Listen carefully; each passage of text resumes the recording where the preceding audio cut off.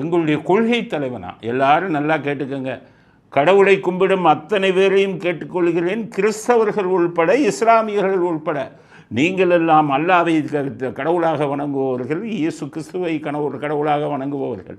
ஈவேரா என்ற மனிதர் இறை பக்திக்கு எதிராக இருந்தார்.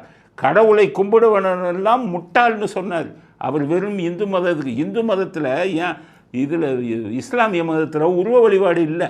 உருவ வழிபாடு இருந்தால் அந்த இதை எடுத்து கொளுத்தியிருப்பார். கிறிஸ்தவத்திலையும் இயேசுவை தேவனின் தூதனாக தான் பேசினாங்க. தேவன்கிறவர் வேறு, இறைவன்கிற அப்படித்தான் இதுலேயும் கிறிஸ்தவ மதத்துலேயும். அதனால தான் அவர் விட்டார். கடவுள்னு சொல்லியிருந்தீங்கன்னா வச்சு கொளுத்தியிருப்பார். அப்போ நம்ம 3 மதங்களும் கும்பிடும் கடவுள்களை கொச்சைப்படுத்திய ஒரு ஆளை தன்னுடைய கொள்கை தலைவன் என்று விஜய் ஏற்றுக்கொண்டார்.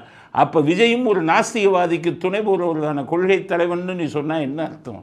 அப்போ விஜயும் நமக்கு எதிரியா இல்லையா? இறைவனை கும்பிடும் அத்தனை பேருக்கும் எதிரியா இல்லையா?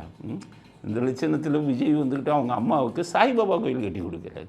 நீங்கள் தான் கொள்கை தலைவனாச்சப்பா, உங்கள் ஈவேரா கொள்கை தலைவனாச்சே, சாமியை செருப்பால் அடித்து தலைவனாச்சே, எந்த முகத்தோடு போய் உங்கள் அம்மாவுக்கு இதை கட்டி கொடுத்தீங்க? இவங்களுக்கு சாய்பாபா கோயிலை எப்படி கட்டி கொடுத்தீங்க? ரெட்ட வேஷமா? இப்போ நேரத்தை பார்த்தீங்கன்னா அவங்க அம்மா இதுக்கு போயிருக்காங்க, திருப்பதிக்கு போய் கும்பிட்டுருக்காங்க. இவர் ஜோசப் விஜய்னு பேர் வச்சுக்கிறாரு. அம்மா திருப்பதி கோயிலுக்கு போகிறாங்க, கோயிலை கட்டி கொடுக்குறாரு, சாய்பாபா கோயிலை.